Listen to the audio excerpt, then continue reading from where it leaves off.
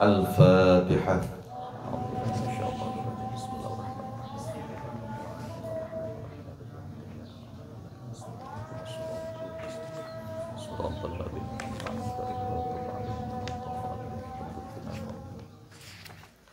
Bismillahirrahmanirrahim. Alhamdulillahirabbil alamin. Iyyahu na'budu wa iyyahu nasta'in. Allahumma shalli ala sayyidina Muhammadin salatan taj'aluna biha wa dhurriyyatana abna'ana wa banatina wa talamidana wa tilmidatina min ahlil ilmi wal qur'ani batina wa zahira wa tahsyuruna wa iyyahum biha ma'a awliyaikal arifina dunya wa ukhra wa ala alihi wa sahbihi wa sallim tasliman katsira.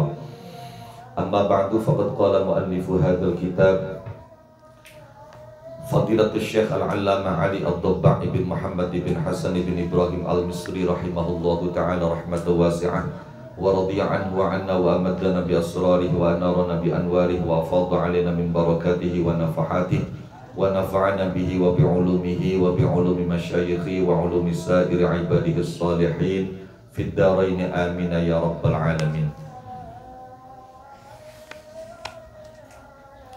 Apa tadi?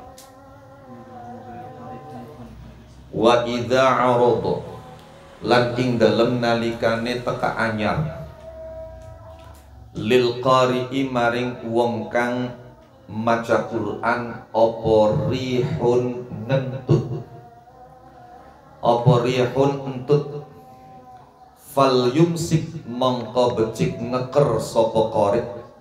Ngeker maknane menahan anil qiraati saking maca Quran hatta yatakamala sehingga dari sempurna apa khurujuhu metune rih metune entut qobakan tute wis pragat summa ya'udu mongko kari-kari balik sapa qari ilal qiraati maring maca Quran.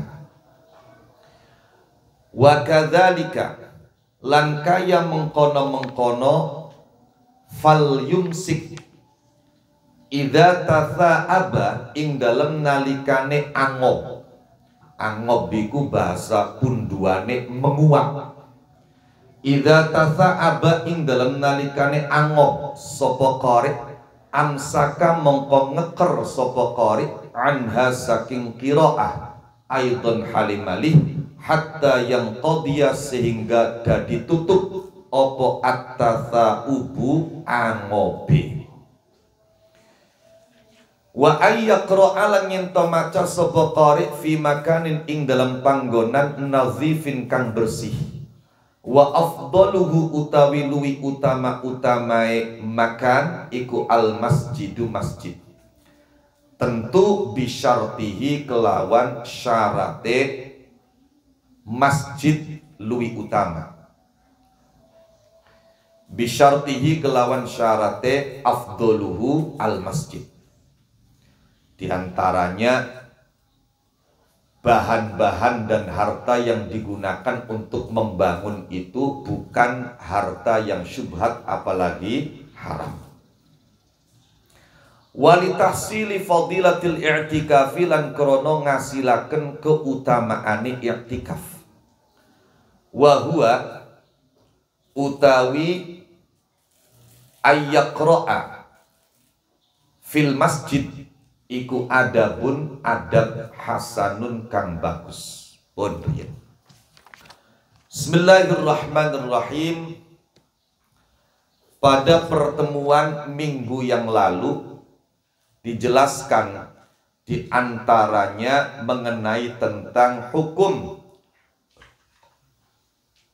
wanita yang haid, wanita yang nifas, orang yang memiliki hadas jinabah, bolehkah mereka membaca Al-Quran? Ternyata persoalan ini persoalan yang diperdebatkan oleh para ulama. Pertemuan minggu yang lalu juga disinggung mengenai tentang mulut yang terkena najis. Bolehkah digunakan membaca Al-Quran? Ada dua pendapat ulama. Pendapat pertama mengatakan makruh, pendapat yang kedua mengatakan haram. sebagaimana menyentuh mushaf dengan menggunakan tangan yang terkena najis. Lah, belum disampaikan, belum dijelaskan bagaimana orang yang haid, orang yang nifas, orang yang jinabah menyentuh mushaf, boleh atau tidak. Sebelum kita lebih lanjut menjelaskan tentang itu, pertama kita mesti tahu dulu definisi mushaf. Ulama-ulama ahli fikih, ulama-ulama pakar fikih, ulama-ulama pakar jurisprudensi Islam menjelaskan bahwa yang dinamakan mushaf ialah ma kutiba min ajlid dirasah.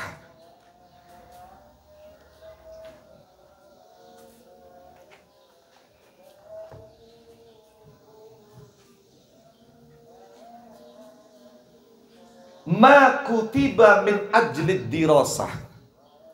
Bacaan Al-Quran yang ditulis dengan maksud dan tujuan untuk dibaca, untuk dideres, untuk dibaca sebagai Quran. Jadi kang arani mushaf iku bacaan Quran kang ditulis kelawan tujuan kanggo deres. Sehingga kalau itu ditulis tujuannya bukan untuk dirosah, bukan untuk didars, misalnya untuk jimat, maka tentu menyentuhnya bagi orang yang punya hadas besar, apakah itu hadas jinabah, apakah itu haid, apakah itu nifas, boleh. Seperti nanti malam tanggal 1 Muharram, nah itu ada warisan amalan, ada amalan yang diwariskan oleh para ulama, menulis Bismillahirrahmanirrahim pada awal bulan Muharram sebanyak 113 kali. Kita tahu Bismillahirrahmanirrahim itu disepakati oleh ulama sebagai penggalan ayat. Sebagai penggalan ayat. Di dalam ayat innahu min Sulaimana wa innahu bismillahirrahmanirrahim alla ta'lu alayya wa'tuni muslimin. Semua ulama lintas mazhab sepakat Bismillahirrahmanirrahim ini penggalan ayat yang tadi dibaca, bagian dari ayat yang tadi dibaca. Lantas bismillah yang ada di permulaan surat selain surat At-Taubah atau surat Baro'ah, maka menurut Imam Syafi'i itu ayat. Jadi bismillah itu ayat dari setiap surat selain surat At-Taubah. Menurut sebagian ulama yang lain bukan ayat dari surat, akan tetapi ayat tersendiri, ayat Al-Quran tersendiri yang ditulis sebagai pemisah surat. Terlepas dari itu, yang pasti Bismillahirrahmanirrahim disepakati penggalan atau bagian dari ayat innahu min Sulaimana wa innahu bismillahirrahmanirrahim alla ta'lu alayya wa'tuni muslimin. Maka agar kertas yang ditulisi bismillah sekalipun kita punya hadas bisa disentuh, tidak haram dibawa, maka waktu menulis itu mesti diniati untuk jimat, diniati ngalap berkah, bukan diniati untuk dirosah. Paham? Itu kalau kita nulisnya untuk diri sendiri. Bagaimana kalau kita menuliskan untuk orang lain? Lah, ini masih Dilihat dulu.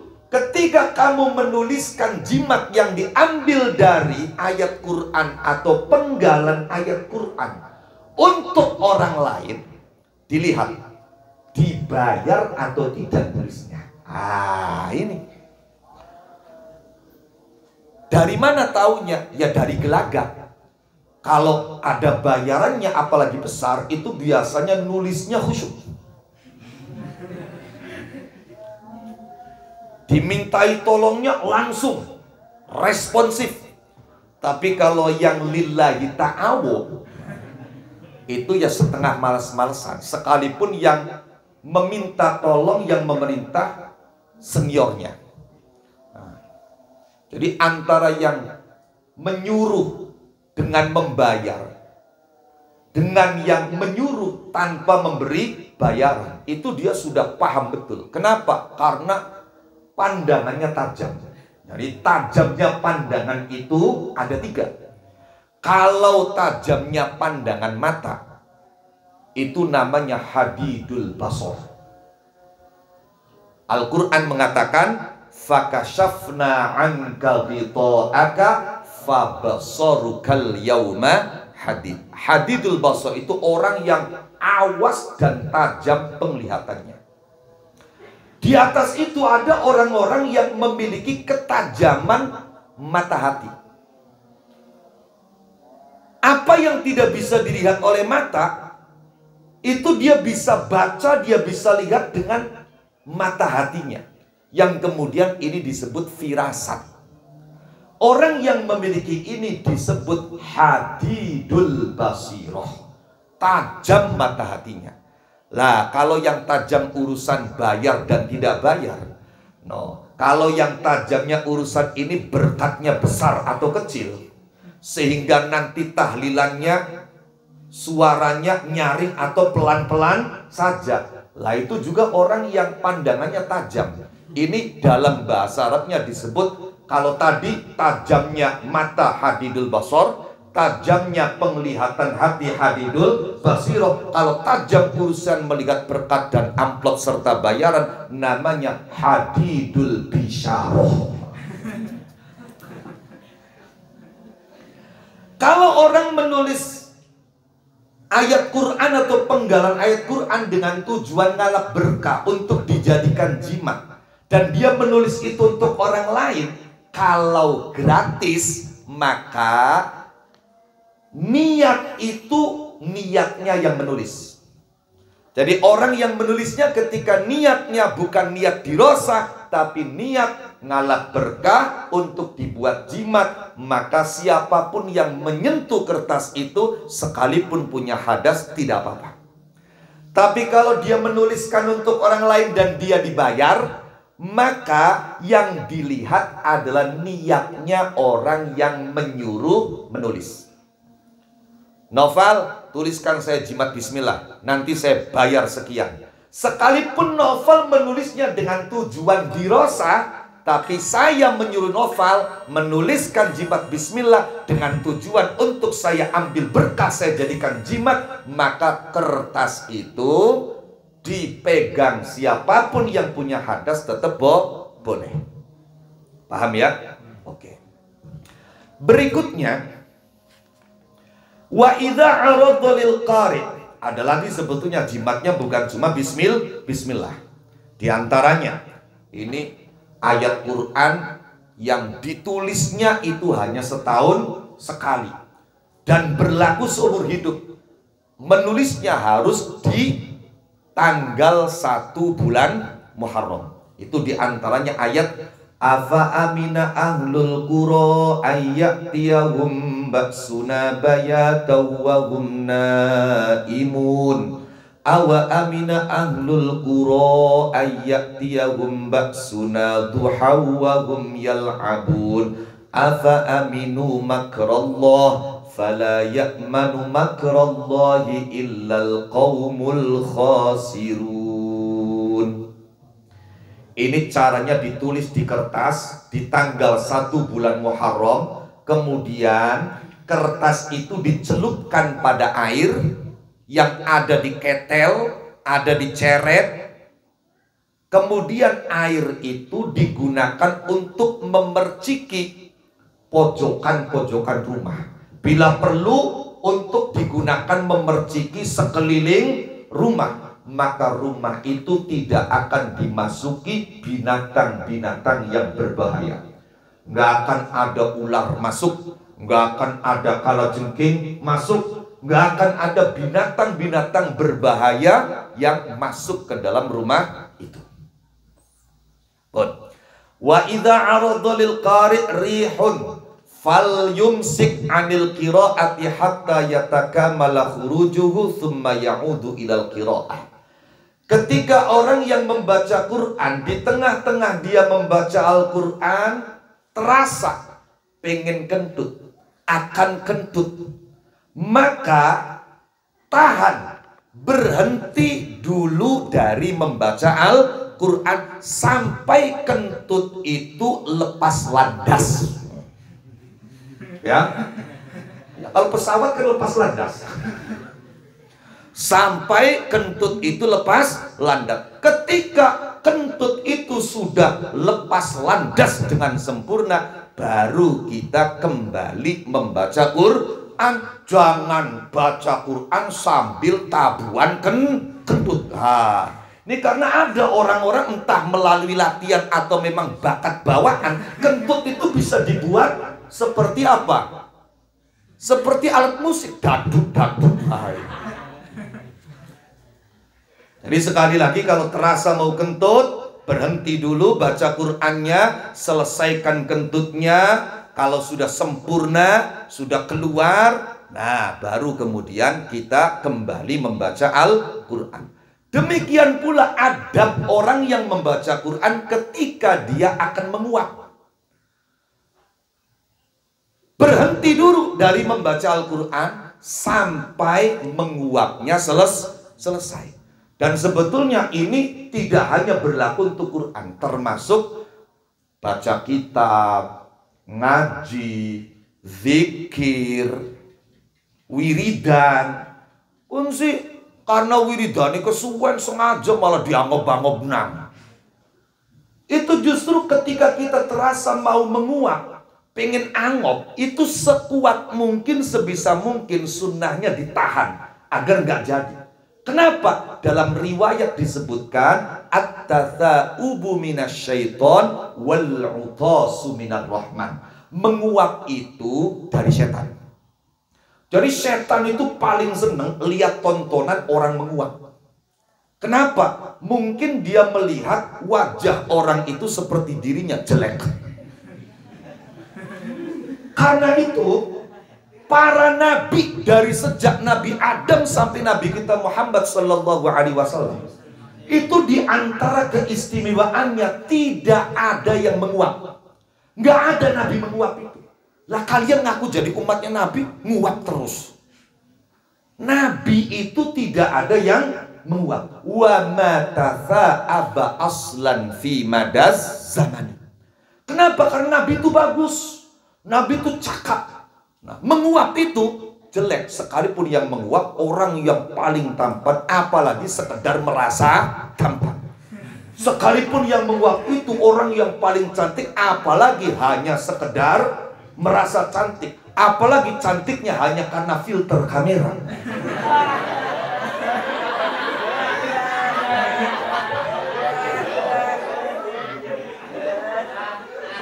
Yang cantik beneran, yang tampan beneran pun pas menguap kelihatan jelek. Kelihatan jelek.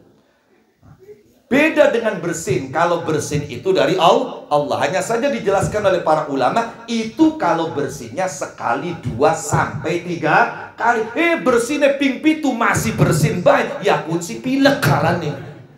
Kaget tuku obat pilek.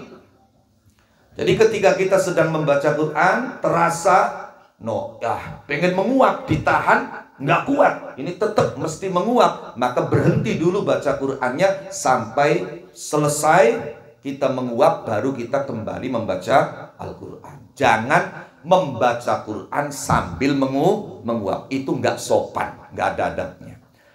Kemudian yang terakhir, di antara adab membaca Al-Quran, kita memilih tempat yang digunakan membaca Quran adalah tempat yang bersih, suci. Lebih utama lagi kalau tempat itu adalah masjid, dan masjid itu yang dalamnya, kalau luarnya itu tritis. Dalamnya itu. Dengan syarat masjid itu bahan-bahan yang digunakan membangun, biaya yang digunakan untuk membangun betul-betul dari harta yang halal. Kalau dari harta yang haram, jangankan haram, syubhat, maka lebih baik kita tidak di masjid itu. Ditambah lagi ketika kita membaca Al-Quran di masjid, maka kita bisa mendapatkan keutamaan i'tikaf. Nah, ini perlu diperhatikan karena ini merupakan adab yang baik. Naqifuhuna wallahu a'lam bishawab. Al-Fatihah.